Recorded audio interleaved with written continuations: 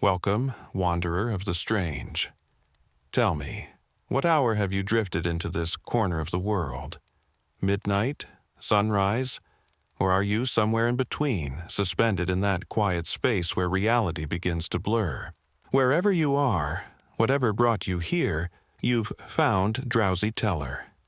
This is where the forgotten lingers, where truths are half-whispered, and where the stories no one dares to tell are finally spoken aloud. If tales of shadowed mountains, fractured trust, and quiet survival stir something in you, make sure you're subscribed. Here, we don't chase nightmares. We welcome them with open arms and closed eyes. So, settle in, because tonight's story unearths what was meant to stay buried, a mystery frozen in time, and a truth colder than the ice that guards it. Recovered Materials. Dyatlov Archive. From the files of the Ural Mountains Research Institute case. File number 2019-047. Device ID MT4419. Date recovered, March 15, 2019. Location, Dyatlov Pass, Northern Urals. Condition, partially frozen. Audio distorted. Entry 1, February 8, 2009. Static, wind howling faintly. Testing. All right, it's working, even in this cold. My name is Leah Arman. I'm a freelance journalist currently based in Yekaterinburg, Russia. If you're hearing this, something's gone wrong, and someone has found my recorder. I hope it hasn't come to that. But considering where I'm headed, I need to document everything. I've been obsessed with the Dyatlov Pass incident for over 3 years. 9 experienced hikers, all found dead under baffling, unexplained conditions. February 1959. They tore their way out of their tent from the inside, fled barefoot into temperatures far below freezing, and perished scattered across a snowy hillside. Some suffered injuries comparable to those seen in high-speed collisions. Others showed signs of radiation exposure. One woman was missing her tongue and her eyes. The Soviet investigation labeled the cause as an unknown compelling force. 60 years later, we're no closer to understanding what truly happened. Every theory sounds absurd. Secret weapons testing, infrasound phenomena, ancient indigenous spirits, even extraterrestrial involvement. But I'm done with theories. I want facts. I've connected with a local guide, Alexei Morsov. He claims to be a relative of one of the original rescuers from 1959. More importantly, he knows the terrain, and he's willing to take me to the exact location where the tent was found. We leave tomorrow morning. Temperatures are expected to drop below minus 30 degrees Celsius.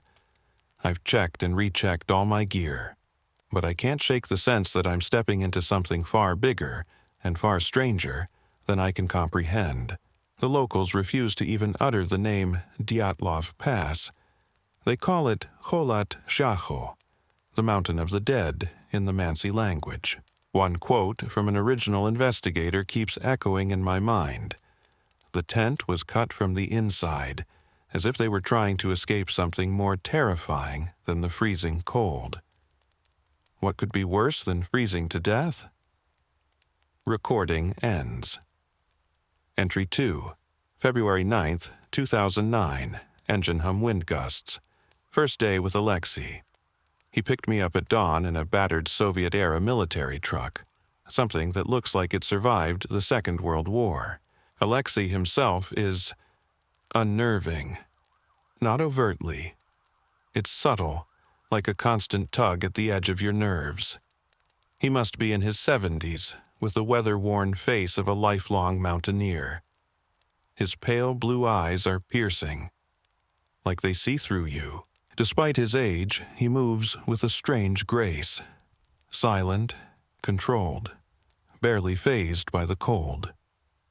We've been driving for nearly 6 hours now, through landscapes that grow more barren by the mile.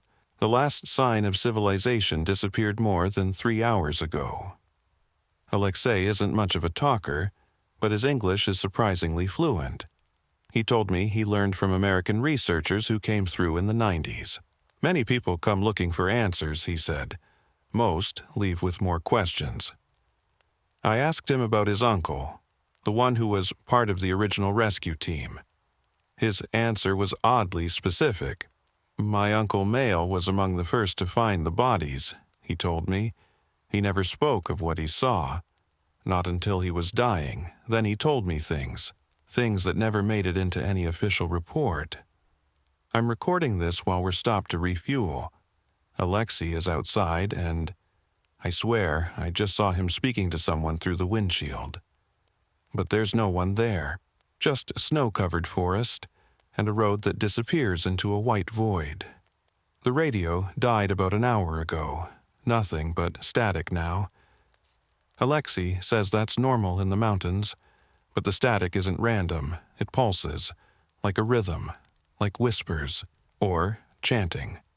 We should reach base camp by nightfall. I feel exhilarated and afraid, both in equal measure. Recording ends. Entry 3. February 10th, 2009. Wind tearing across canvas. Tent flapping violently. Something is wrong here. I can't explain it, but it feels deeply, fundamentally wrong. We pitched camp last night, roughly 2 kilometers from where the original tent stood. Alexei insisted we approach slowly. Show the mountain respect, he said. Once the sun dipped below the horizon, the temperature dropped fast. But that wasn't all. The entire atmosphere changed. The wind started carrying sounds. Voices, laughter, at times, crying. When I asked Alexei about it, he simply nodded. The mountain remembers, he said. It holds on to the final moments. At around 3 a.m., I woke to the unmistakable crunch of footsteps circling our tent. Several sets. I grabbed my flashlight and unzipped the tent. There was nothing there. No prints. No signs of disturbance in the snow. But Alexei was already awake, sitting upright, perfectly still, listening.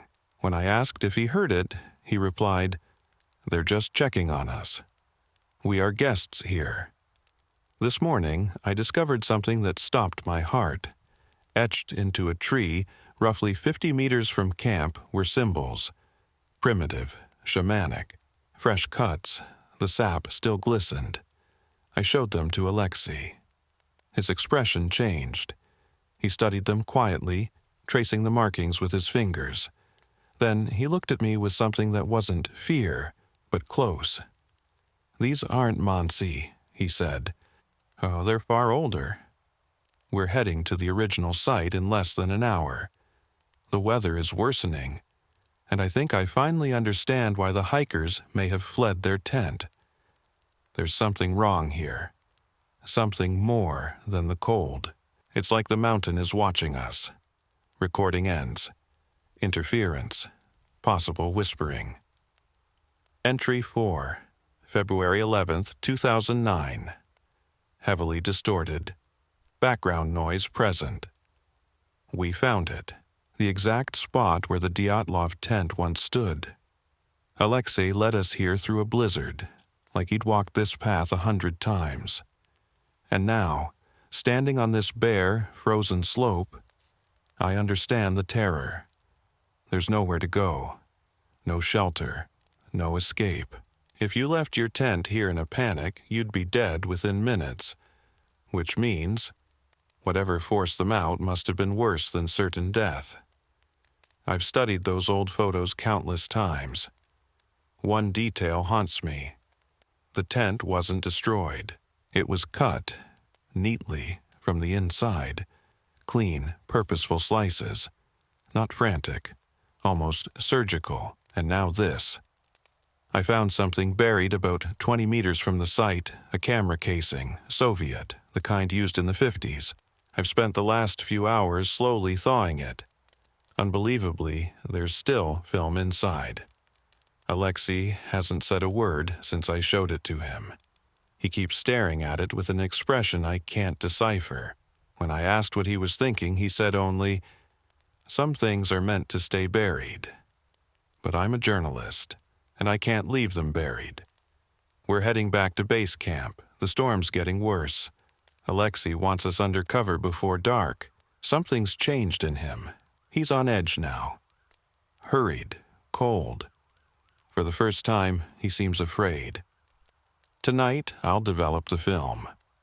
Whatever's on it might finally reveal the truth behind the mystery that's haunted investigators for over 50 years. What really happened to the Dyatlov group? Recording ends. Entry 5, February 12th, 2009. Voice trembling. Indistinct background noise. The film. Dear God, the film. I developed it with the portable darkroom kit I brought along. What I saw defies logic. It shouldn't be possible. There are 12 photographs on the roll. The first 11, exactly what you'd expect. Dyatlov group snapshots, frozen landscapes, routine expedition documentation, but something is off in the group photos. According to every official record, there were 9 members in the Dyatlov party, but in these images I count 10. An extra figure appears in each shot. A man, always slightly apart from the rest, obscured by shadows or turned just enough to avoid full view. All except in the last photo. In that one, he's facing the camera. Clear, director, and it's Alexei. 50 years younger, but unmistakably him. I confronted him about it an hour ago. He denied it at first, claimed it was merely a resemblance, perhaps a distant relative, but his tone rang false, and in his eyes I saw something. Recognition.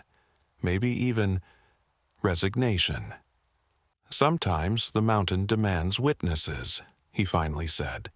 Other times it demands something more. That's when I noticed something else. The landscapes in the photos don't match the Dyatlov campsite. These weren't taken at Dyatlov Pass. They were taken somewhere deeper, in terrain I don't recognize. Alexei refuses to speak to me now. He's been outside for nearly 2 hours, sitting in the snow, seemingly talking to someone I can't see. Every time I try to approach, he waves me off. I've started reviewing my older recordings, and something's deeply wrong. There are voices in the background, faint and distorted, yet undeniably present. They speak what sounds like Russian, but also something more ancient. It's not just noise. They're responding to me, to what I'm saying, engaging in conversations I didn't realize were taking place. I'm frightened. Truly, for the first time in my life, I'm terrified. But I can't leave. Not now. I'm too close to the truth. Recording ends abruptly. A different story. Begins the Journal of Alexei Morozov. Entry 6, February 13th, 2009. Audio degraded, heavy interference. I found his journal. It was hidden beneath a rock, roughly 100 meters from our camp, wrapped in oiled cloth to keep it dry. The leather cover is aged but intact. The pages are written in faded Cyrillic script. The name on the first page, Alexei Morozov. The date, January 15th, 1959. He was there, not as a guide, not as an innocent bystander. According to his own words, he was operating under Soviet military orders. His mission, lead the Dyatlov group to a remote location for what he called an experiment in human endurance and psychological pressure. But something went horribly wrong, unimaginably wrong. Using a translation app, I've been going through his entries. What I'm reading is either the collapse of a man's sanity or his transformation into something else entirely. January 28, 1959. The subjects are reacting to the stimuli as predicted.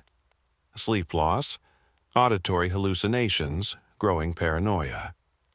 But something unexpected is occurring. The mountain appears to be reacting to their fear. February 1st, 1959. Contact with base camp lost. Equipment failure cannot be attributed to weather. Subjects show signs of sensing observation. Zenaida questioned if I was reporting on them. I maintained my cover, but doubt is growing. February 2nd, 1959. They know. Somehow, they know. But it doesn't matter now. The entity beneath the mountain has awakened. It's been waiting, decades, maybe centuries, for the right sacrifice. 9 souls, afraid, isolated, beyond reach. The final entry is dated the night they died. They trusted me. They followed me into the dark, believing I would protect them. But I was never meant to save them. I was meant to deliver them. The mountain required an offering. And in return, it offered me continuation. Not life, but persistence. I would become its voice, its gatekeeper, its lure. I cut the tent myself while they slept. When they woke to the cold, they looked to me. And I led them into the mountain's grasp. One by one, they fell. To the cold, to the pressure, to the presence. I was the last to witness their end, and I will bear their fear forever. That is my purpose, my penance. When others come seeking truth, I will be here to guide them toward it. The journal ends with a crude map. It marks 17 sites scattered across the Ural Mountains, each labeled with a number and a date, ranging from 1959 to 2007. Alexei has been doing this for 50 years, leading researchers, truth-seekers, and journalists to their deaths. And I'm number 18. Sound of approaching footsteps. He's coming back to the tent. I can see his silhouette through the canvas, standing perfectly still about 20 meters away. He hasn't moved in over 10 minutes, just watching. I have to get out. I have to... Recording cuts off. Entry 7. February 14th, 2009. Audio distorted. Whispers throughout. Barely intelligible. I can't run. The storm sealed us in. Alexei led me here, said it was a shelter. But I know better. This is where he brought them. All of them. The walls are marked with symbols. The same I saw carved into the trees, but even older. Smoother. Weathered by time and touch. The floor is littered with artifacts. A hiking boot from the 1970s. A digital camera from the early 2000s. Journals, in German, in English. They all tell the same story. A guide named Alexei Morozov. Promising truth. Delivering death. He's been sitting near the entrance for hours, tending a small fire, humming an unfamiliar tune. I showed him what I'd found. He didn't deny any of it. He just smiled. "You understand now," he said. "That's good. Understanding eases the transition." I asked him what he meant by transition. His answer chilled me more than the wind ever could. The mountain doesn't just consume life, Leah. It repurposes it. Those others, the ones you found signs of, they're not gone. They've become part of something greater, part of the presence beneath the stone. And soon you will be too. I asked him why. Why betray innocent people? Survival, he answered. The mountain needs to be fed every few years. If I provide what it requires, it allows me to continue. I've served it for 60 years, and I will serve for 60 more. But that's not what frightens me most. What terrifies me is that I'm starting to understand. Surrounded by the echoes of the vanished, I feel something awakening beneath the rock. Ancient, vast, hungry.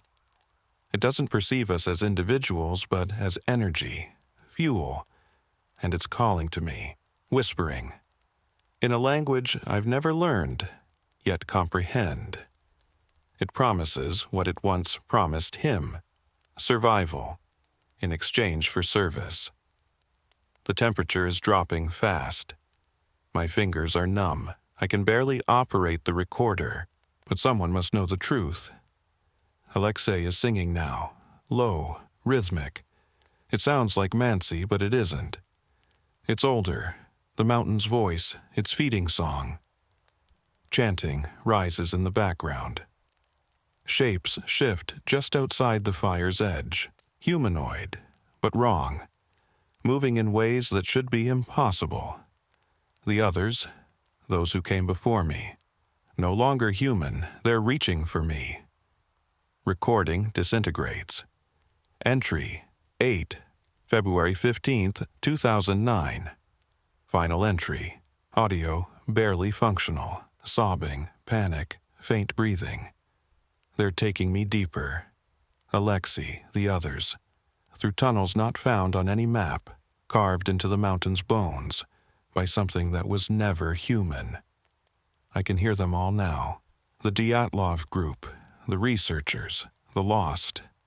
They speak as one. They're welcoming me, telling me the fear will pass. That pain is temporary, that what comes next is beautiful. But I don't want to be beautiful. I want to be human. I want to go home. The presence is showing me things. Visions spanning centuries. Mountain tribes who avoided these peaks, leaving offerings to appease what slept below. Soviet scientists who awoke what they couldn't comprehend. Modern thrill-seekers who thought they were invincible. All of them fed the same hunger. All became part of the same mind. Alexei is speaking again, but his voice isn't his anymore. It's layered, a chorus of voices, old and young, male and female, blending as one. Do not resist, Leah, he says. Resistance brings suffering. Embrace the gift, become part of something greater. But I won't. I can't. Even if it destroys me. Recording ends. I will not become what he has become. The tunnel opens into an enormous chamber. In the distance, I see lights. Not electric, but living. Bioluminescent. The walls pulse. Alive with some rhythm that mimics a heartbeat. And in the center of the chamber, something vast, something ancient. It is stirring.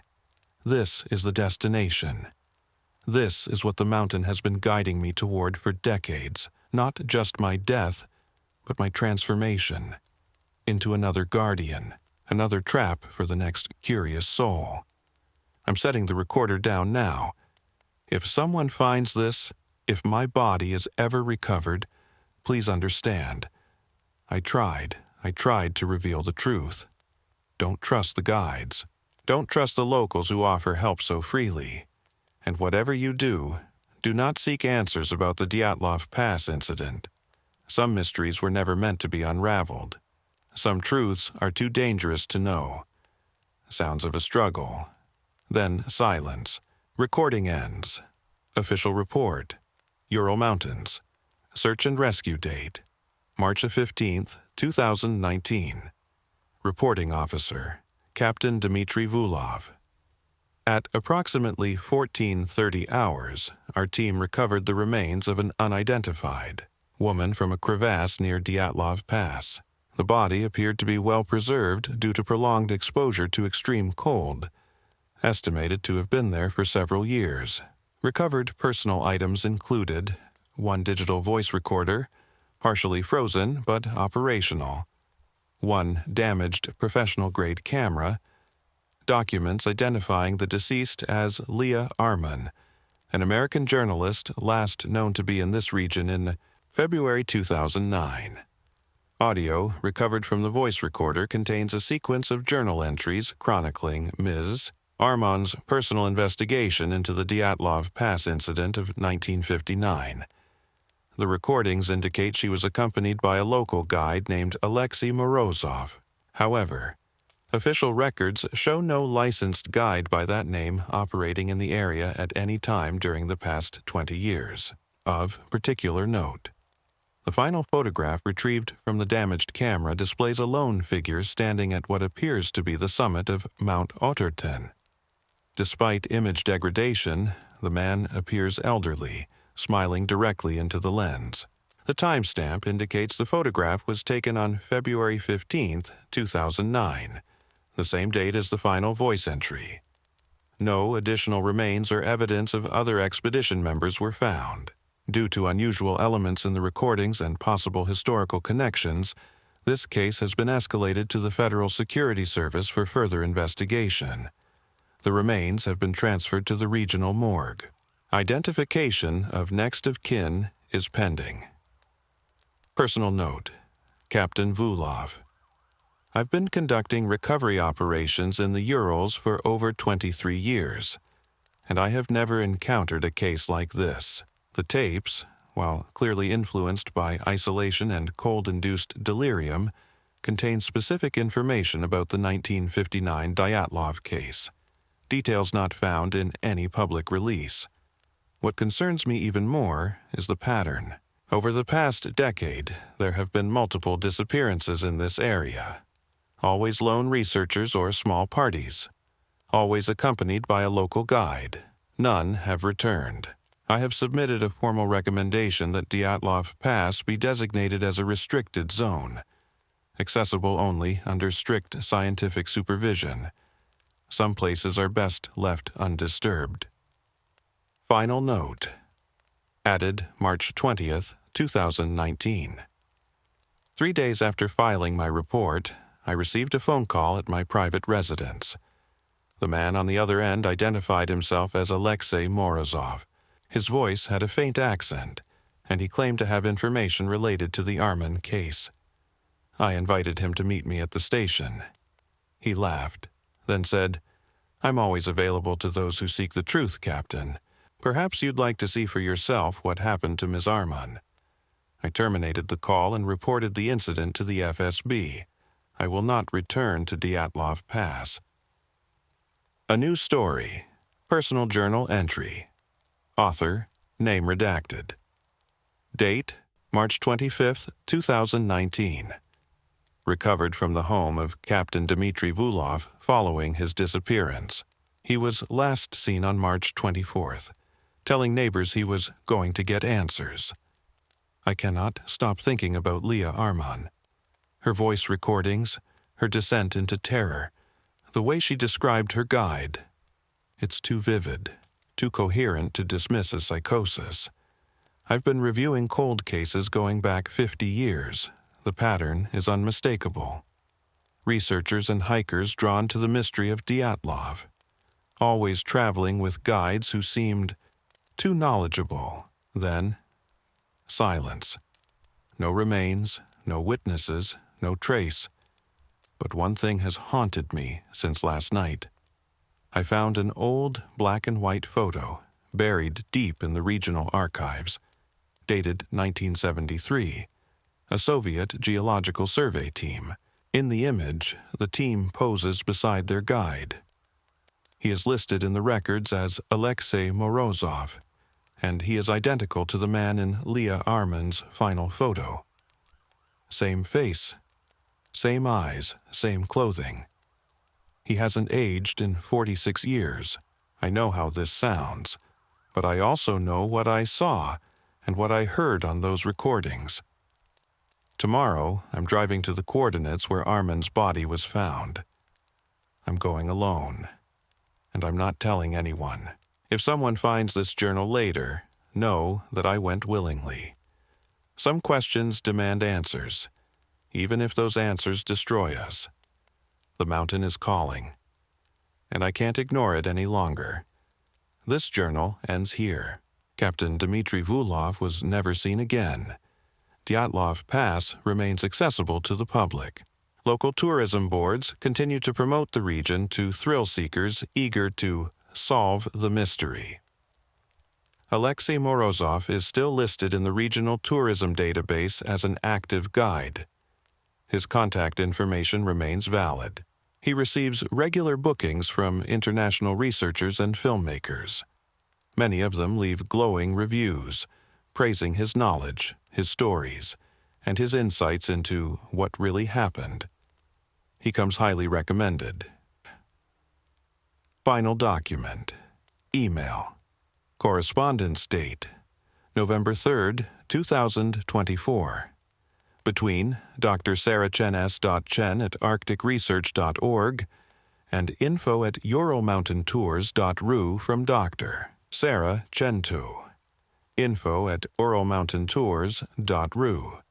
Subject: Dyatlov Pass. Research Expedition, December 2024. Dear team, I am reaching out regarding guided expeditions to Dyatlov Pass. I'm a researcher with the Arctic Research Institute and currently developing a documentary focused on the events of 1959. Several of my colleagues have strongly recommended your company, and specifically Mr. Alexei Morozov, for his extensive knowledge of the area and its history. Would he be available for a multi-day winter expedition this December? I am experienced in extreme climates, and this project is fully funded. I would like to spend several days on site, including at the original tent location, to gather interviews and footage. Please advise regarding availability, logistics, and pricing. Best regards, Dr.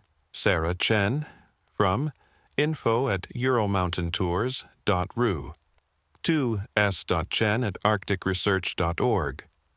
Subject: Dyatlov Pass. Research Expedition, December 2024. Dear Dr. Chen, thank you for your inquiry. We are pleased to confirm that Mr. Alexei Morozov is available for your requested dates. He is our most seasoned and respected guide, having worked with numerous researchers, authors, and documentary crews over the years. Mr. Morozov takes great pride in helping visitors understand the true story behind Kholat Shachol. Although winter conditions can be extreme, Mr. Morozov is uniquely equipped to handle such terrain. He can take you to areas few others have ever reached. We offer a 7-day expedition beginning December 15th. The total cost is 85,000 rubles, inclusive of gear, provisions, and all logistical support. Payment may be made upon arrival in Yekaterinburg. Mr. Morozov has also indicated that he possesses original artifacts and photographs that may be of great value to your documentary. We look forward to your confirmation. Best regards, Ural Mountain Tours. From Dr. Sarah Chen S.Chen at arcticresearch.org to info@uralmountaintours.ru. Subject: Dyatlov Pass. Research Expedition, December 2024. Message body not included. Email chain ends. December 2024. Perfect. Please consider my booking confirmed for December 15th. I'm genuinely looking forward to meeting Mr. Morozov and exploring his collection of artifacts. This feels like exactly what I need to complete my documentary. I'll be arriving in Yekaterinburg on December 14th and staying at the Hotel Marin Park. Please have Mr. Morozov reach out to me there. One quick question. While researching, I came across several reports of disappearances in the region over the years. Are there any particular safety protocols I should be aware of? Looking forward to this journey. Dr. Sarah Chen, from info@uralmountaintours.ru to darchen@chenarcticresearch.org. Subject: Dyatlov Pass. Research Expedition, December 2024. Dear Dr. Chen, your reservation is officially confirmed. Mr. Morozov will meet you at your hotel on December 14th at 7 o'clock in the evening. At that time, he will inspect your gear and review all expedition logistics with you. Regarding your concern about past disappearances, there is no cause for worry. Such cases typically involve inexperienced hikers venturing into remote areas without professional support. With Mr. Morsov as your guide, you are in the most capable hands. He has never lost a client in all his years of guiding. The mountain can be perilous for those who do not respect its nature, but Mr. Morsov possesses a deep, almost intuitive understanding of the terrain. He knows precisely where to go and how to safeguard visitors from the unusual phenomena occasionally reported in the area. We look forward to helping you uncover the answers you seek. Warm regards, Ural Mountain Tours. Final entry. Personal note. Found on Dr. Sarah Chen's desk. Arctic Research Institute. Date, December 13th, 2024. Sarah Chen departed for Russia today, just as scheduled. She was expected to return by December 22nd. As of January 15th, 2025, she is officially listed as missing. Tomorrow, I leave for Russia. For over 2 years, I've been immersed in the Dyatlov Pass investigation, and now I feel closer than ever to something meaningful. The correspondence with Ural Mountain Tours has been promising. Their guide, Alexei Morsov, sounds like exactly the kind of expert I've been searching for. I've reviewed everything publicly available about the Dyatlov case, along with recently declassified Soviet materials that hint at incomplete official reports. Some of those documents allude to psychological testing and unidentified anomalies deliberately omitted from public records. What fascinates me most is the recurring pattern. Modern reports, by researchers and journalists who've sought local guidance, share uncanny similarities. They return with stories of being watched, of a presence embedded in the mountain, of the belief that the Dyatlov group encountered something beyond human comprehension. I'm a scientist. I don't believe in legends or the paranormal, but I am open to the idea that remote regions like the Urals may produce phenomena we have yet to fully understand. Infrasound, electromagnetic anomalies, or psychological effects linked to extreme isolation. That's what I intend to investigate. Not mythology, but measurable science. A rational approach to the recurring accounts of strange experiences. My equipment is packed. My itinerary confirmed. And I'm more energized by this project than anything in recent memory. If I can shed new light on the Dyatlov mystery, with evidence and data, not speculation, it could define my career. This feels right. Alexei Morsov. A man who's guided expeditions in this region for decades. A man who claims to possess original photographs and artifacts from 1959. A man who knows the land like no one else. He might be the key to unlocking the truth. I'll begin recording as soon as we meet. If there is a real explanation for what happened on that mountain, I'm going to find it. The mountain is calling, and I'm ready to answer. Addendum. Security footage transcript. Hotel Marin Park, Yekaterinburg. Date, December 14th, 2024. 1900 hours. Closed-circuit video shows Dr. Sarah Chen standing in the hotel lobby, checking her watch. At 19:05, an older man enters the frame. He appears to be in his early 70s, dressed in heavy traditional winter wear. His features are weathered, his eyes a striking pale blue. He moves with an unusual grace, seemingly unaffected by age. The man approaches Dr. Chen, and they greet one another with a handshake. Although the footage lacks audio, their body language is friendly and professional. Dr. Chen appears animated, gesturing enthusiastically as she speaks. The man, presumed to be Alexei Morsov, nods in response, smiling occasionally. At 1912, they exit the lobby together. This is the last verified sighting of Dr. Sarah Chen. Final note. Yuri Petrov, hotel security chief. I've watched that footage dozens of times since Dr. Chen was declared missing. There's something about that man, something off. Maybe it's how he moves, or the look on his face when he thinks no one is watching. But what truly unsettles me is this. I've worked security at this hotel for 15 years, and I've seen that man before. Always in winter, December or January. Always meeting with foreigners headed to Dyatlov Pass. I pulled footage from our archives going back to 2003. He appears in recordings from 2008, 2012, 2016, 2019, 2023, and again this year. It's the same man. He has not aged in over 2 decades. I've submitted this information to the authorities, but they've dismissed it, insisting that mountain guides often resemble one another due to weather exposure. They say I'm confusing similar individuals. But I know what I saw. It's the same man, meeting the same type of clients, and not a single one of them ever came back to this hotel. I've submitted a full report to the FSB, along with surveillance footage. Someone needs to look into this before more people disappear. According to the Ural Mountain Tours website, Alexei Morzov is still accepting winter bookings. His profile lists him as the region's most experienced guide. He maintains 5-star ratings and glowing reviews.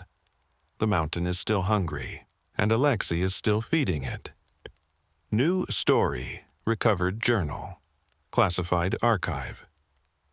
Author, Lieutenant Commander Mason Hale, United States Navy Intelligence Operation, High Jump.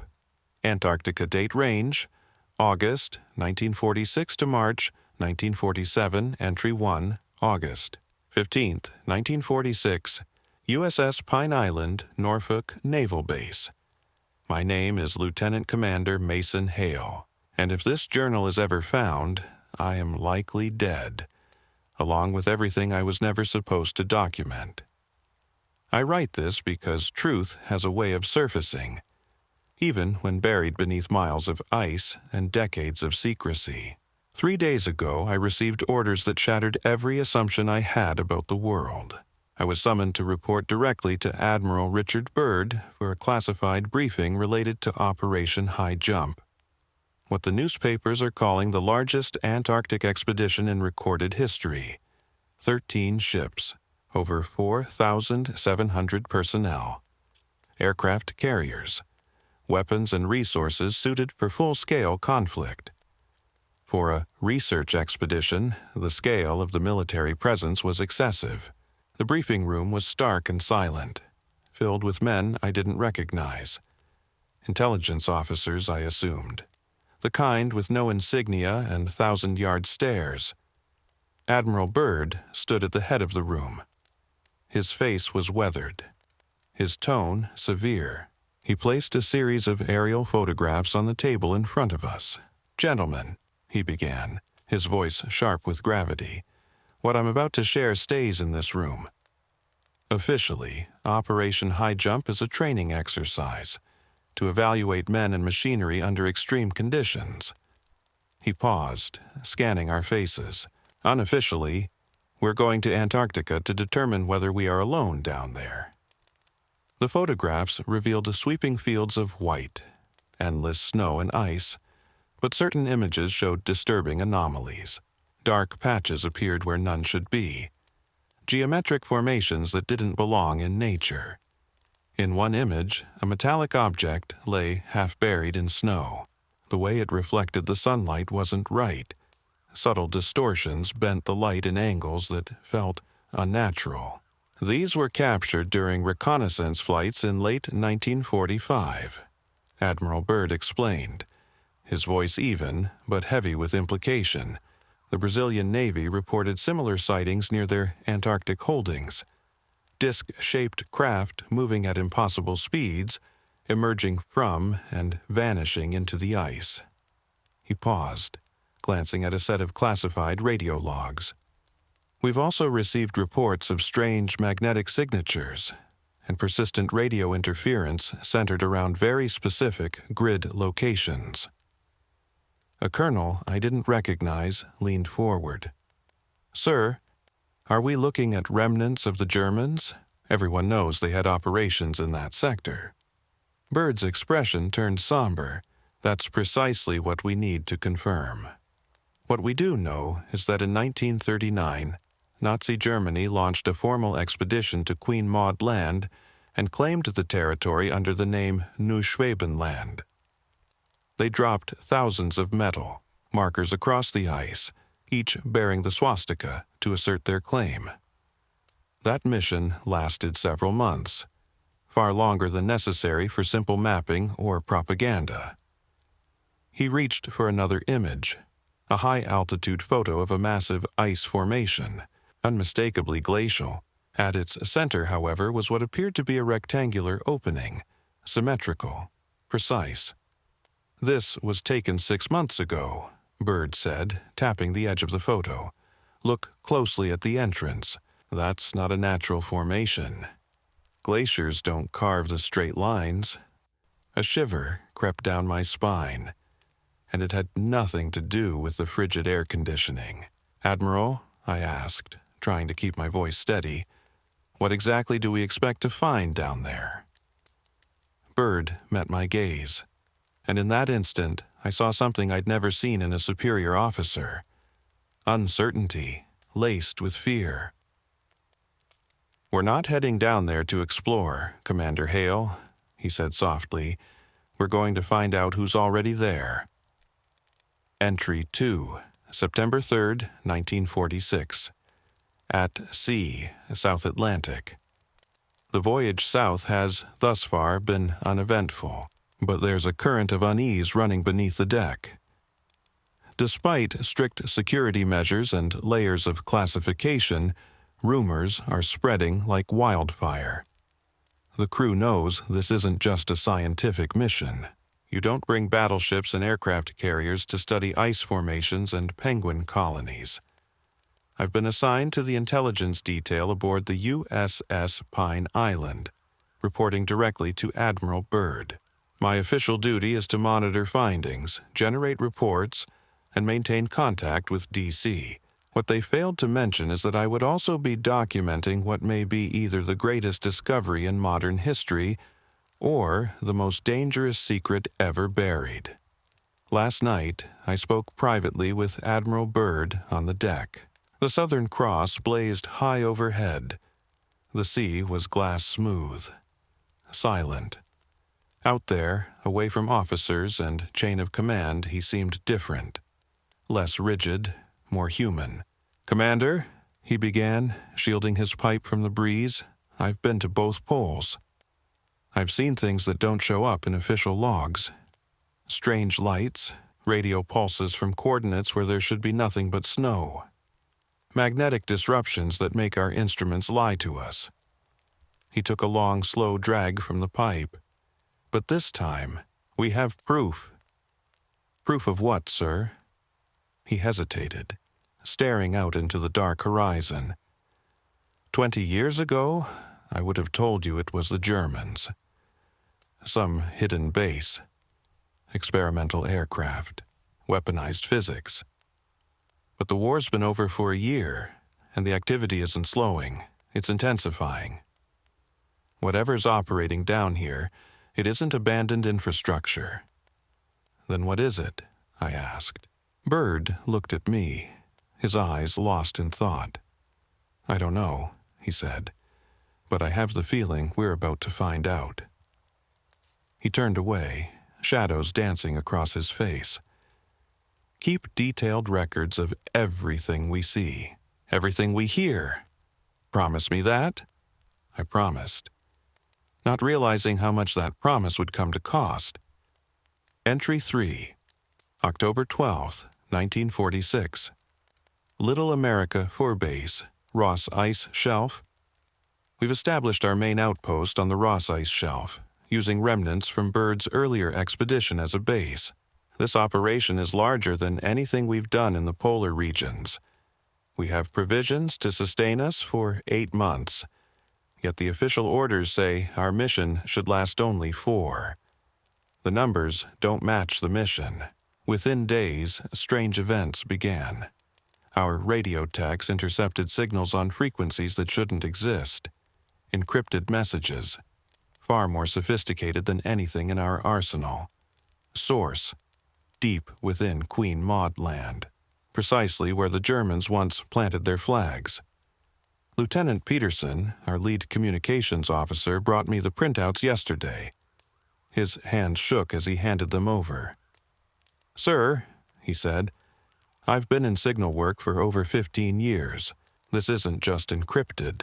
It's using a completely alien method of transmission. Some of it is in German," he added, "but not the kind we studied. It uses phrases that don't exist in modern vocabulary." I listened to the recordings. Most were indecipherable, garbled static and overlapping tones, but a few words came through clearly. One term in particular repeated with eerie consistency: Base 211. It triggered a memory. During the war, there were rumors, wild tales dismissed as Nazi propaganda, about a secret facility in Antarctica codenamed Base 211. We laughed at them back then. Apparently, we shouldn't have. Admiral Byrd ordered an immediate expansion of reconnaissance flights over Queen Maud land. What those flights uncovered changed everything. Entry 4, October 18, 1946 Emergency Intelligence Briefing. At precisely 0800 hours, Lieutenant Commander Johnson returned from a scheduled recon mission and delivered a report that sent ripples through the entire command structure. I'm writing this while the details remain sharp, though I doubt any of this will ever be made public. Johnson's tone was level during debrief, but his eyes told another story. He was shaken. Just after 0630, he began. While conducting photographic reconnaissance at 15,000 feet, we observed several metallic objects rising from beneath the ice. They were roughly 200 meters inland. Admiral Byrd leaned forward. "Describe them," he said. "Disc-shaped, sir. Between 50 and 75 feet wide. No visible means of propulsion. They moved from stillness to speeds exceeding 1,000 miles per hour in seconds." There was a long silence. "They didn't launch from buildings or exposed bases," Johnson continued. "They came from beneath the ice sheet. We saw 7 before the clouds rolled in." Byrd examined the photos. Even in grainy black and white, the craft were clearly artificial. Smooth, uniform, reflective. Not of our design. "Did they interact with your aircraft?" Byrd asked. Johnson nodded once. "Yes, sir. They paced us for several minutes, flew in formation. Then they ascended rapidly and disappeared. It felt like they were observing us." That night, Byrd summoned me to his cabin. Dozens of intelligence documents were laid out, some dating back to 1943. German U-boat sightings, unexplained events. He looked up at me. "Tomorrow, we initiate Project Silent Spear, a covert reconnaissance assault on those coordinates. You'll accompany the strike team as intelligence liaison." "Strike team?" I asked. "Isn't this a recon op?" Byrd shook his head slowly. "We're going in armed, Commander. Whatever's under the ice, it's watching us. And it's decades ahead of anything we've got. We need to know what it's capable of before it decides we're a threat." Only later did I realize we weren't the ones doing the observing anymore. We were the ones being watched. Entry 5, October 20th, 1946. Grid coordinates 71 degrees south, 10 degrees west, Queen Maud land. What occurred today will never leave me. I'm writing by flashlight, my hands still trembling in the emergency shelter. 3 men are dead, 2 helicopters lost, and we barely escaped with evidence no one may ever see. Project Silent Spear launched at 0500 hours, 2 helicopters, 12 Marines. Enough firepower to take out a fortress. Target: a glacial canyon roughly 300 meters inland, flagged during previous flyovers for its suspiciously angular features. The weather worsened quickly. Radio signals degraded the closer we got. Strange static, like whispering voices riding the interference. Lieutenant Morrison, piloting our bird, reported total compass failure. At 0715 we reached the canyon. It stretched for miles, its cliffs rising in unnatural symmetry, not eroded, not worn, carved, as if by intention. At the base of the canyon, approximately 500 feet below us, structures began to rise from beneath the ice, angular, metallic, unmistakably artificial. They bore no resemblance to any known architectural design. Their surfaces warped and refracted the light in strange, disorienting ways, as though space itself bent around them. But it wasn't the structures that froze us in place. It was what emerged from them. 3 disc-shaped objects, each measuring roughly 100 feet in diameter, rose in silence from hidden ports within the glacier. They moved with a fluid precision that defied every known law of physics. Their exteriors were mirror-smooth, reflecting our helicopters with eerie, perfect clarity. "Command, this is Silent Spear 1, Morrison reported over the radio. "We have visual confirmation of artificial constructs and 3 unidentified airborne objects, requesting immediate support." The reply came back, crackling through heavy interference. "Silent Spear 1, proceed with reconnaissance. Document everything." That was the moment it all fell apart. The lead disc surged toward us at impossible speed. I braced for weapons fire, missiles, a shockwave, anything we could understand. Instead, a brilliant white beam erupted from beneath the craft. It swept over our helicopter in a wave of blinding light. In an instant, every system failed. Radio, navigation, engine controls, all of it, gone. Morrison struggled to stabilize us, initiating emergency auto-rotation. But we dropped like a stone. "Mayday, Mayday, this is Silent Spear 1. We're going down." Out of the corner of my eye, I saw the second helicopter struck by the same light. Its rotors locked. It spun out of control. I never heard the impact over the roar of our own descent. We hit the ground hard, but miraculously upright. The landing skids gouged deep trenches into the ice. Morrison was unconscious, a stream of blood trailing from his forehead. Sergeant Williams and 2 other Marines were shaken, but responsive. I grabbed our emergency radio and what was left of the camera gear. We had minutes, at most, before the crafts made their next move. Then one of them approached. The disc drifted silently toward us, settling roughly 50 yards away. It didn't land. It hovered, motionless, 3 feet above the surface. There were no visible engines, no landing gear. Its skin was like liquid chrome, flawless, seamless. Symbols shimmered across its hull, pulsating like living script. They weren't German. They weren't from any language I'd ever studied.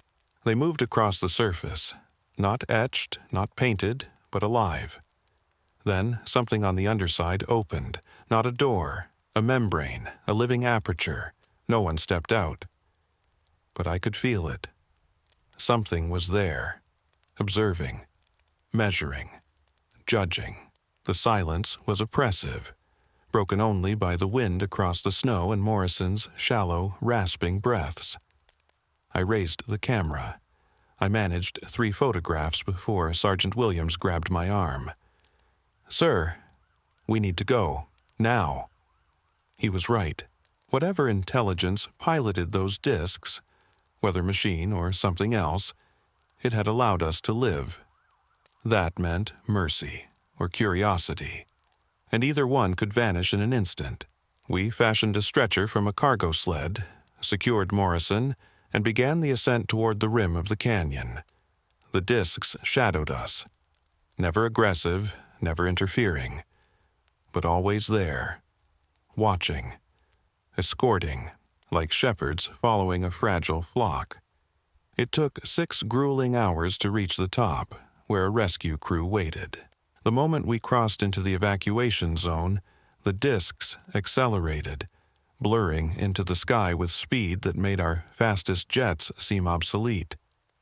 Admiral Byrd was waiting at the landing zone. His face had gone pale as they lifted Morrison into the medical chopper. He pulled me aside without a word. "What did you see, Commander?" I told him. "Everything. The structures beneath the ice, the discs, the technology, the way they moved, the contact, or whatever that moment had been."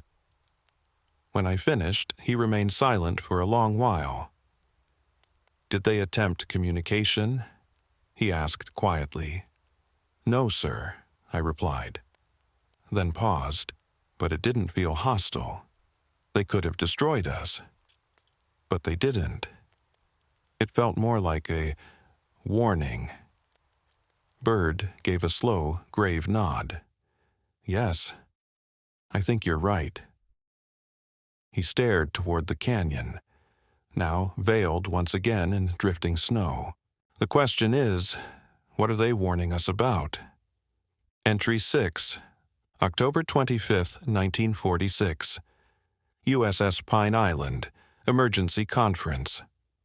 The past 5 days have been consumed by classified briefings, encrypted communications, and increasingly desperate attempts to make sense of what we encountered. The photographs I captured have been analyzed by top intelligence personnel. Their conclusions are nothing short of staggering. The symbols on the discs weren't ornamental. Linguistic specialists believe they are part of a functional system, possibly a language designed to interface with the technology itself. The alloy composing the hull has no known parallel. Its molecular structure violates all principles of conventional metallurgy. Even more concerning are the new reports pouring in from naval units across the Southern Ocean. A destroyer reported being shadowed for 30 minutes by a fast-moving aerial object that vanished beneath the surface ice. A submarine encountered sonar contacts moving at velocities we didn't think possible, far beyond the limits of any vessel we've ever built. But the most chilling development occurred yesterday. Admiral Byrd received a message, one that didn't arrive via any known channel. I wasn't present for the initial briefing, but I saw his face afterward. He looked like a man who had just seen something he could never forget. That night, he summoned me to his quarters. "Commander Hale," he said, "what I'm about to show you stays between us." He handed me a single sheet of paper. It wasn't typed. It hadn't come through the radio. It had simply appeared. On his desk, written in flawless English, "Admiral Byrd, your presence in this territory has been noted. We desire no conflict. However, continued intrusion will be interpreted as hostile intent. You have 72 hours to withdraw all forces beyond 60 degrees south latitude. This is not a negotiation." The document felt strange in my hands, not like paper, smoother, slightly warm, almost biological. Under the lamplight, the text shimmered faintly. Who delivered this? I asked, but I already knew. Byrd's voice was quiet, the same intelligence that's been observing us since day one. The same presence that could have destroyed us, and didn't. They're giving us a choice, Commander. The only question is, are we wise enough to take it? Entry 7, November 2nd, 1946. Final Operations Briefing.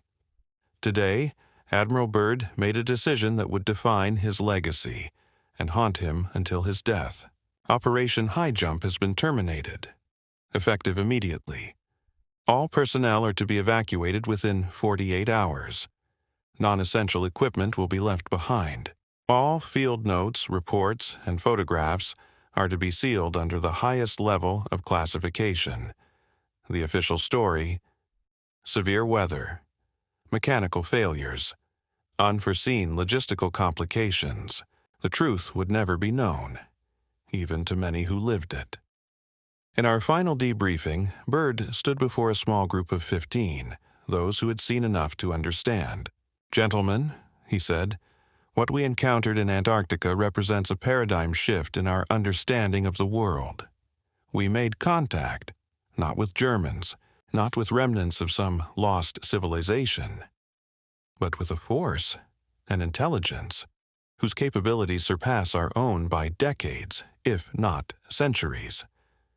They demonstrated both technological supremacy and restraint." He paused, scanning our faces one by one. They gave us a message: leave, stay away. That message came with a threat, one we cannot ignore. Lieutenant Colonel Henderson, a lifelong skeptic, finally spoke up. "Admiral, are we seriously going to let them dictate terms to the United States Navy?" Bird didn't flinch. "Colonel, we've lost 2 helicopters, 3 men, and a submarine that vanished without a trace. Every encounter has made one thing clear: they could annihilate us without effort. This isn't surrender. It's survival." The room fell silent. No one argued, because we all understood. "Sir," I asked, almost in a whisper, "what happens next? Do we just pretend none of this happened?" Bird turned to the porthole. Outside, Antarctica stretched toward infinity, white, frozen, silent, alien. "Commander," he said, "I'm going to tell you something that must never appear in any official record. Before we depart, I'm going to attempt direct contact with their leadership. I need to understand their intentions, their technological capabilities, and above all, their plans regarding future engagement with humanity." "Is that wise, sir?" "Probably not," he replied. "But it's necessary." He turned to face us once more. "Whatever lies beneath the ice has been observing us for far longer than we realize. So far, they've shown restraint, but that could change if we are perceived as a threat. I have to determine whether coexistence is possible, or if we are heading toward an unavoidable conflict." No one responded. The implications were too vast, too overwhelming to articulate. "One more thing," Bird added. "Each of you will sign documentation stating you will never speak of what you've witnessed here. Your families will be told you participated in a standard cold-weather training operation. Your service records will reflect nothing out of the ordinary." He pulled a stack of papers from his desk. "I know this goes against your conscience. It goes against mine as well. But the alternative is mass panic, on a scale that could destabilize global civilization. How do you explain to the world that we have discovered an advanced civilization beneath Antarctica? One with technology that renders our most powerful weapons obsolete?" We signed the documents. What other choice did we have? Entry 8, November 5th, 1946. Personal log. Final entry. Today, Admiral Byrd made contact. I wasn't supposed to be present, but he personally requested me as a witness.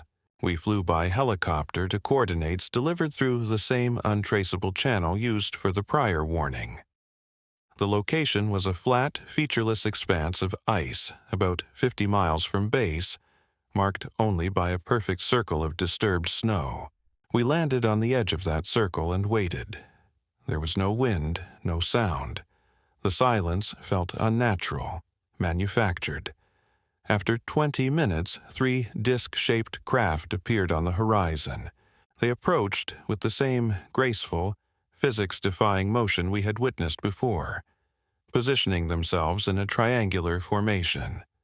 They hovered 10 feet above the ice, motionless. Each craft's surface was a seamless mirror, covered in flowing, luminous symbols that pulsed with internal light. Then, something new. One of the craft extended a ramp, not mechanical, but organic. It flowed outward from the hull like liquid metal. A figure emerged. I've struggled for hours to find the words to describe what I saw. The being was humanoid, but clearly not human. It stood at least 7 feet tall. Its proportions appeared familiar at first glance, but quickly revealed themselves to be subtly wrong. Its skin glowed faintly, as if lit from within by some bioluminescent source. Its features were smooth and angular, its eyes impossibly large, dark, deep, and ancient. It radiated intelligence, alien, vast. But what struck me most, there was no sense of hostility. It approached Admiral Byrd and stopped 10 feet away. When it spoke, no sound came. The voice appeared directly in our minds, telepathic.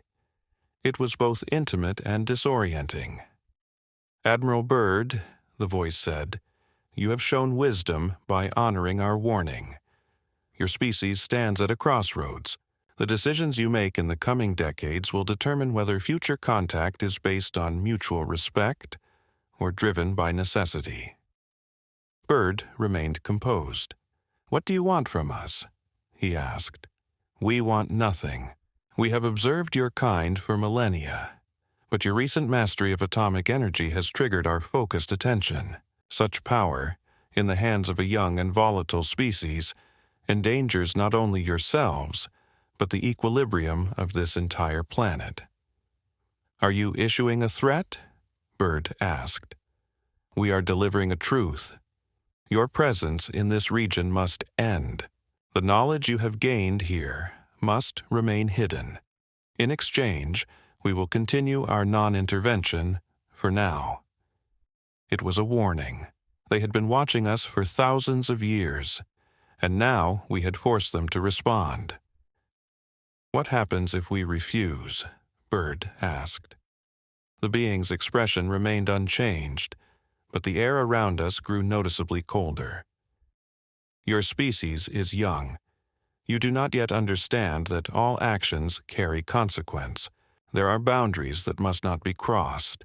We have preserved the balance of this planet long before your civilizations emerged, and we will continue to do so with or without your cooperation." With that, the communication ceased. The being returned to its vessel. The ramp retracted, folding seamlessly into the hull. All 3 craft lifted off, soundless, and vanished into the sky at impossible speed. Byrd was silent for the entire flight back. It wasn't until we were alone in his quarters that he finally spoke. "Commander, I need you to promise me something," he said. "If I die suddenly or disappear, I want you to ensure this truth survives. Not the official story, the real one." "Sir, what are you planning to do?" I asked. "I'm going to give them what they asked for. Total withdrawal, absolute secrecy, no more missions, no more investigations. But I'm also going to ensure that someone out there knows what really happened, because this is only the beginning." 3 days later, we departed Antarctica. The public was told that mechanical failure and inclement weather had forced an early end to Operation High Jump. On the way home, Byrd gave a short interview to the Chilean press.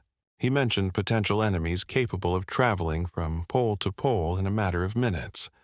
Those statements were dismissed as exaggeration, forecasts of aviation's future. But I knew better.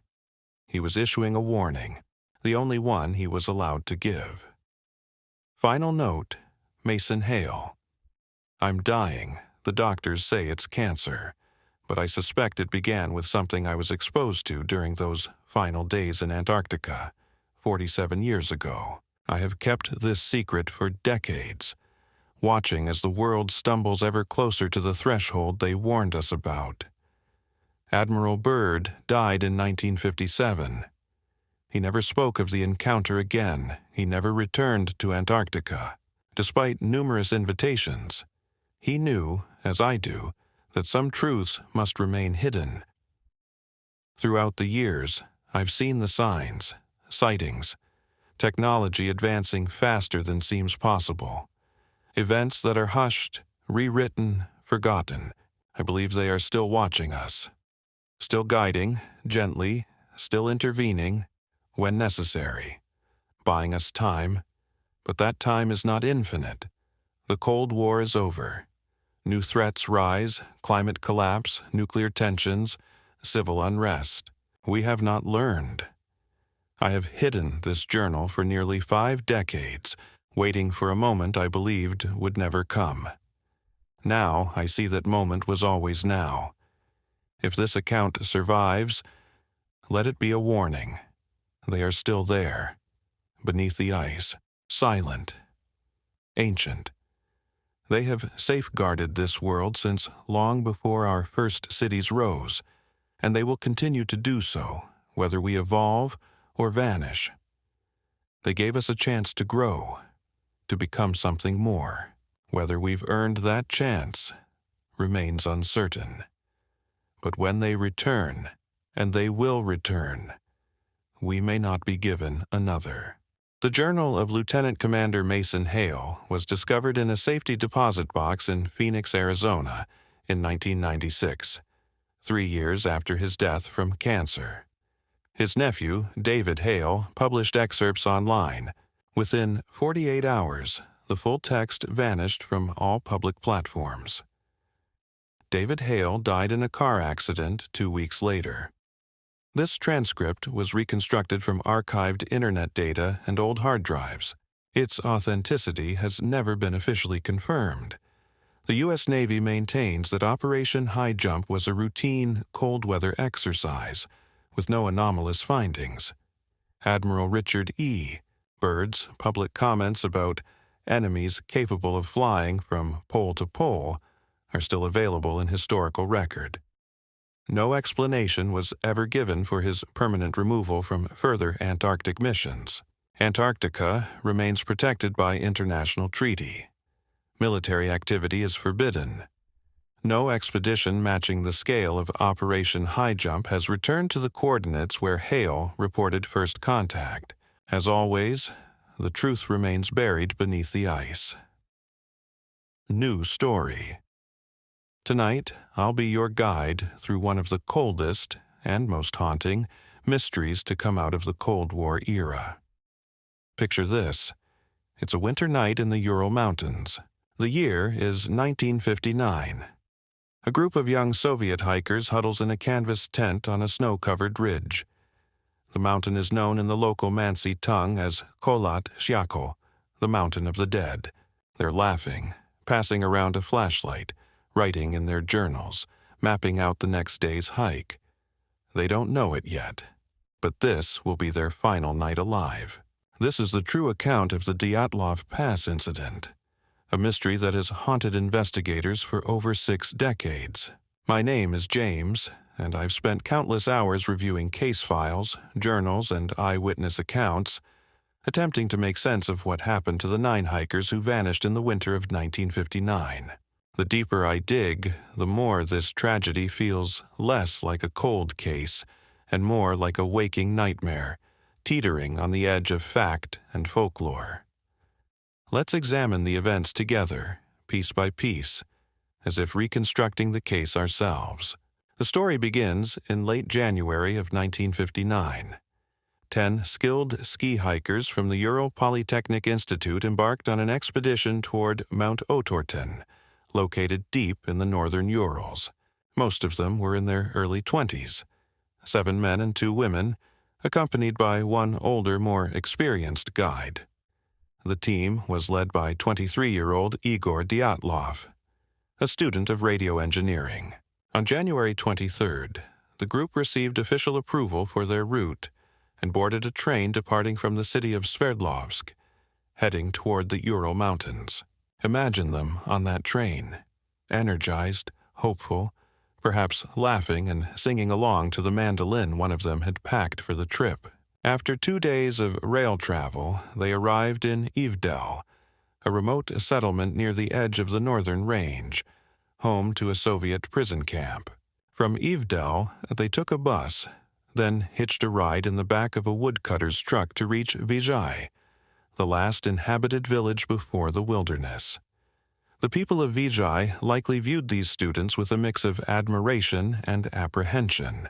Their route was classified as Category 3, the most difficult, and they were attempting it during February, the harshest time of year. On January 27th, the Dyatlov group departed Vijay, trekking into the snowy expanse. One member, Yuri Yudin, was suffering from chronic health problems, including rheumatism and a congenital back condition that caused severe knee pain. By January 28th, his condition worsened. With great reluctance, Yudin turned back to Vijay, unknowingly becoming the expedition's sole survivor. He would never again see his companions alive. The remaining 9 hikers continued into the frozen wilderness, unaware of the fate awaiting them. Thanks to recovered journals and photographs, investigators later reconstructed much of the expedition's path. By January 31st, the group reached the edge of a highland plateau, where they stashed extra supplies in a wooded valley to retrieve on their return. Despite the bitter cold, their morale remained high. They laughed, snapped photos, and even wrote a satirical newspaper titled The Evening Autorten, which included a joke headline, "From now on, we know the snowmen exist," a cheeky nod to local Yeti folklore. On February 1st, the group attempted to cross a mountain pass that would later bear Dyatlov's name. Their goal was to reach the other side and set up camp in the valley beyond. But a sudden snowstorm struck, winds howled, visibility vanished, and the team drifted off course, unknowingly ascending the slope of a peak called Kholat Syakhl, translated by the native Mansi people as Mountain of the Dead. As night approached and the whiteout worsened, the team halted. Rather than descending 1.5 kilometers into the forest for shelter, Dyatlov decided to set up camp on the exposed slope. Perhaps he wanted to avoid losing altitude, or maybe he aimed to demonstrate their ability to endure harsh conditions. Whatever the reason, it was a decision that would later be scrutinized endlessly. That night, February 1st, temperatures dropped to around minus 20 degrees Celsius, with fierce winds battering the ridge. Still, within the tent, the group remained relatively sheltered. They ate a hot meal, confirmed by autopsies to have occurred between 6 and 7 p.m., and prepared for sleep. In one of the final photographs recovered from their cameras, the group can be seen smiling, setting up camp as twilight fell. Despite the brutal cold and the storm outside, they appeared calm, writing in their diaries and talking quietly, unaware of what the night would bring. Sometime after midnight, in the early hours of February 2nd, something went terribly wrong. We have no witnesses, only the silent evidence they left behind. And that evidence reads like the opening scene of a horror film. The tent had been slashed open from the inside. 9 hikers, some asleep, some resting, fled into the storm and darkness without most of their clothing or equipment. They left behind boots, coats, flashlights, maps, sleeping bags, even their axes. Imagine the terror it must have taken to make them do that. Outside, it was minus 30 degrees Celsius, and yet something frightened them so deeply they ran barefoot or half-dressed into a howling blizzard. What could have caused such blind panic? That is the question that continues to baffle experts. When the hikers failed to return to Vijay by February 12th, no immediate alarm was raised. Delays on such journeys were not unusual, but as the days passed with no word, concern turned into fear. By February 20th, families demanded a search operation. The Ural Polytechnic Institute sent student volunteers to retrace the route. Soon, the military and local law enforcement joined in, deploying helicopters and search planes. The conditions were harsh: deep snow, freezing winds, and dense wilderness. On February 26th, a student searcher named Mikhail Sharavin made a chilling discovery on the slope of Kholat Shachel. He spotted a strange object poking through the snow. It was the tent, collapsed, partially buried. Using an ice axe, he cut into the frozen fabric. Inside, everything was neatly arranged: blankets, boots, flashlights, maps, clothing, even money and alcohol. There was no sign of external attack. The cuts in the tent fabric came from the inside. In one corner sat a plate of salted pork fat, as though someone had been preparing a meal moments before disaster struck. It looked as if the group had fled mid-dinner, abandoning everything. Why? Outside, searchers found a trail of footprints, 9 sets, consistent with the hikers. Some were barefoot. Some showed only socks or one boot. Toe marks were visible in the snow. But the tracks were not erratic. They moved calmly in a line, heading down the slope. Searchers followed the prints for about 500 meters before fresh snow obscured them. They appeared to lead toward the forest, perhaps in search of shelter or to regroup. That same day, under the trees, the searchers made another grim discovery. Beneath a tall cedar, near the remnants of a small fire, lay the frozen bodies of Yuri Doroshenko and Georgy Krivonishenko. They were barefoot and clad only in undergarments. The branches above them were broken as high as 5 meters, indicating one of them had climbed the tree. Bits of flesh and clothing were embedded in the bark. Perhaps they were trying to spot the tent from above or escape something pursuing them. Krivonishenko had burn marks on his body. Most disturbingly, part of his right hand was missing. Bitten off, possibly by himself. A desperate attempt to stay conscious or suppress a scream. Their hands and feet had turned a deep, reddish brown from frostbite. It was clear they had fought to stay alive beside the dwindling fire. The tree's lower limbs had been stripped for fuel. But it hadn't been enough. They froze to death, alone, terrified, and still wrapped in mystery. The image of those 2 friends, huddled beside a dead fire and slowly freezing beneath a black, starless sky in nothing but their underwear, is one that haunts me even now. Roughly 300 meters from the cedar tree, closer to where the tent had been, the search team came upon the body of Igor Dyatlov. He was lying face up in the snow, his head pointed uphill, as if he had been crawling back toward the campsite. Dyatlov was better dressed than the 2 men found near the tree. He wore a flannel shirt, a sweater, and trousers. Yet, notably, he had no coat and no boots. Only socks covered his feet. One of his arms was frozen mid-reach, extended upward and tightly clutching a small birch branch.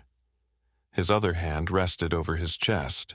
Witnesses later remarked that it appeared as though he had been protecting something close to his heart, perhaps a photograph or a notebook, though nothing of significance was ever recovered. When the snow was cleared from his face, the expression they revealed was disturbingly calm. His eyes remained open. Not far from Dyatlov, the search team discovered the body of Zenaida Kolmogorova, a 22-year-old student. She was slightly better dressed than Dyatlov, wearing 2 sweaters and 2 pairs of trousers. Like him, however, she had no boots, just socks. Her body faced the direction of the tent. Her arms were extended ahead of her, elbows bent, suggesting she had also been trying to crawl back up the slope, desperately fighting to return before the cold overcame her. On her side, searchers noted a pronounced red contusion across her torso, likely caused by blunt force, perhaps from a baton or the butt of a rifle. The injury stood out, particularly because she had no other significant wounds. It wasn't until March 5th that the 5th body was located. Rustem Slobodin, age 23. He was found lying face down in the snow, about 480 meters from the cedar, roughly halfway between the forest and the tent. Slobodin was dressed more appropriately for the weather. He wore a long-sleeved undershirt, a sweater, 2 pairs of trousers, 4 pairs of socks, and a single felt-lined boot on his right foot. His left foot was covered only in socks, and his head was bare. In his right hand, he clutched a closed pocket knife.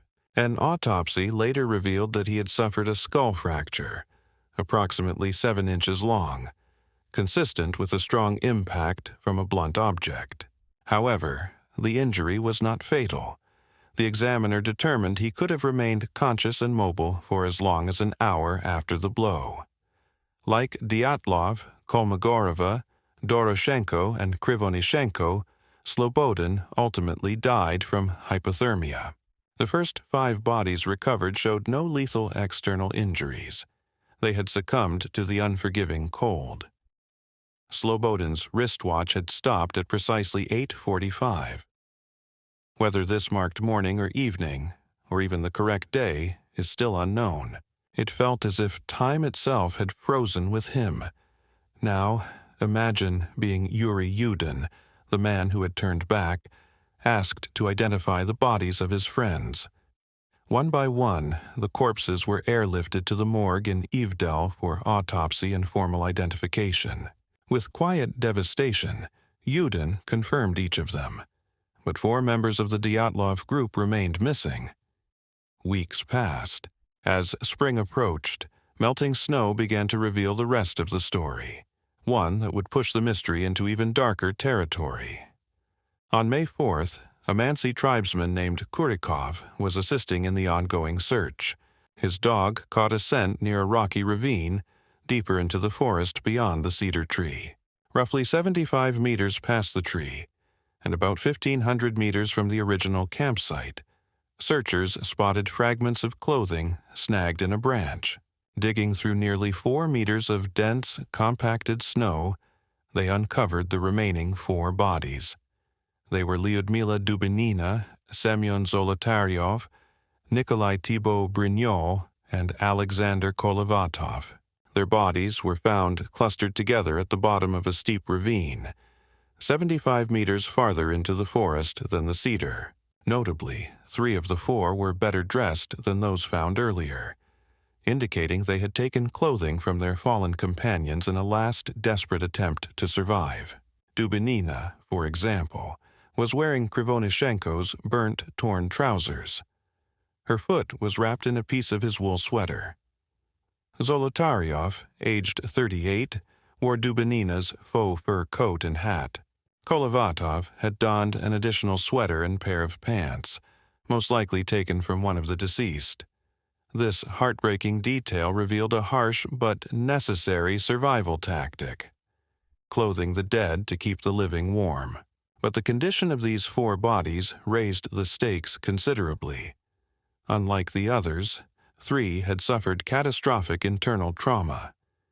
Thibault Brignol's skull had been crushed, shattered by a force that left an 8-inch fracture. Dubinina and Zolotaryov both sustained massive chest injuries.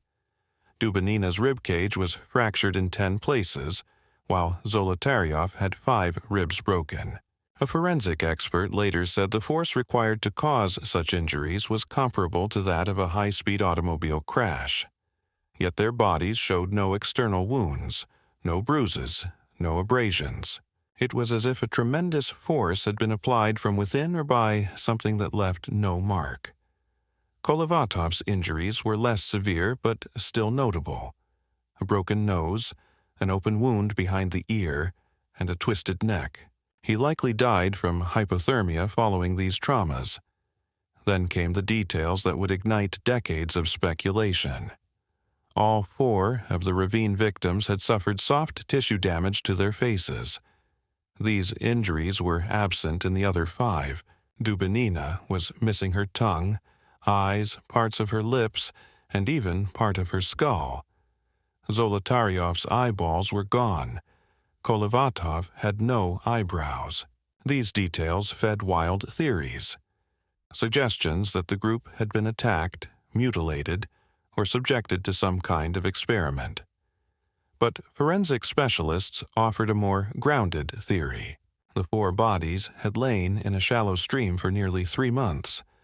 Water currents and scavenging animals likely caused the damage to soft tissue. Still, one disturbing detail remains. Dubinina's stomach contained roughly 100 grams of coagulated blood, indicating her heart was still beating when her tongue was removed. The injury happened close to the moment of death, possibly during the final moments of life. Despite these grisly findings, medical examiners concluded that most of the facial injuries were likely post-mortem. Nonetheless, once these details became public, they triggered a storm of speculation about possible murder, military involvement, or even supernatural forces. Fueling the mystery, Zolotaryov was found wearing a camera around his neck, one not previously catalogued among the group's gear, and he held a pen and notebook in his hands. He appeared to have tried to write something before dying. The notebook, however, was blank. The investigation opened as a formality, since some of the injuries appeared violent in nature.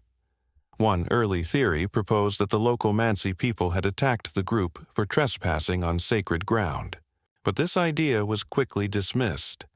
There were no signs of a struggle, no other footprints, and the Mansi themselves had helped in the search and had no history of violence toward hikers.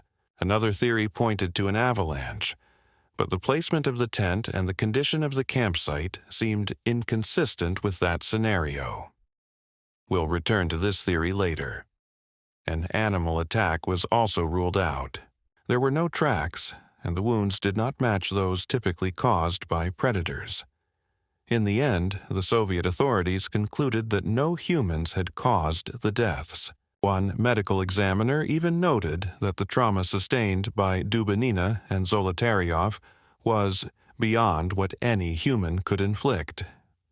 Then came a revelation that added a shadow of Cold War paranoia. Some of the hikers' clothing tested positive for radiation. Dubinina's brown sweater and Krivonishenko's wool pants emitted elevated levels. This strange result sent rumors spiraling about secret weapons testing, exposure to radioactive fallout, or a covert military incident. But a more mundane explanation surfaced. Yuri Krivonishenko had worked at the Mayak nuclear plant and had helped clean up the Kishtim disaster in 1957, then one of the worst nuclear accidents on record. It's possible that some of his clothing was contaminated during that time and retained trace radioactive particles. Alexander Kolovatov had also studied nuclear physics and previously worked at a classified research facility in Moscow. Details that may help explain the traces of radiation found on some of the hikers' clothing. In other words, the contamination might have been entirely unrelated to what happened in the mountains, merely a misleading clue. Yet when relatives viewed the bodies, they noticed other unsettling signs: unusually deep tans and even patches of gray or white hair. These strange physical changes only stoked rumors of chemical exposure or nuclear involvement. Authorities offered more mundane explanations. They stated the darkening of the skin was likely caused by natural mummification, prolonged exposure to sunlight and cold air. As for the hair discoloration, officials blamed environmental exposure or chemicals used during autopsy. But in the tense and paranoid atmosphere of 1959, tanned corpses and radioactive clothing felt less like coincidence and more like the makings of a cover-up or a Cold War nightmare. By May of that year, the official investigation began winding down, without answers. Lead investigator Lev Ivanov was reportedly under significant pressure to close the case quickly. In his final report, he concluded the group had perished due to the effect of an unknown compelling force. The phrase was intentionally vague, a catch-all admission that no definitive explanation could be found. No one was blamed. No charges filed. The case was closed and the files marked classified, locked away in Soviet archives. Shortly after, the Dyatlov Pass region was declared off-limits for all future expeditions for the next 3 years. The stated reason was safety. Unofficially, it kept outsiders away from the scene. Imagine the silence that followed. 9 young lives gone, and their families told they would never know the truth. In the Soviet Union of 1959, that was the end of the conversation. But not everyone accepted that silence. Zenaida Kolmogorova's mother and Igor Dyatlov's parents reportedly received veiled threats from authorities. The message was unmistakable. You will never know the truth. Stop asking questions. And in that era, when the party or the KGB spoke, you obeyed. You asked no more. So their children were buried not only in grief, but in mystery. And the Dyatlov Pass incident entered the realm of legend. It was whispered in schools, in climbing clubs, and along the faded margins of old Soviet maps. Yuri Yudin, the only member of the group who turned back due to illness, lived the rest of his life carrying the weight of survivors' guilt and a quiet, gnawing obsession. He never believed his friends died from exposure alone. He remained convinced their deaths were tied to some kind of man-made event. Before his death in 2013, Yudin spoke publicly, accusing the Soviet government of hiding the truth. Near the end of his life, he even suggested that his friends may have been taken from the tent at gunpoint and executed. He believed Lyudmila Dubinina's tongue had been removed because she was outspoken and might have said something. These were grave claims, unsupported by hard evidence. Yudin himself admitted he had no proof, only instinct and decades of torment.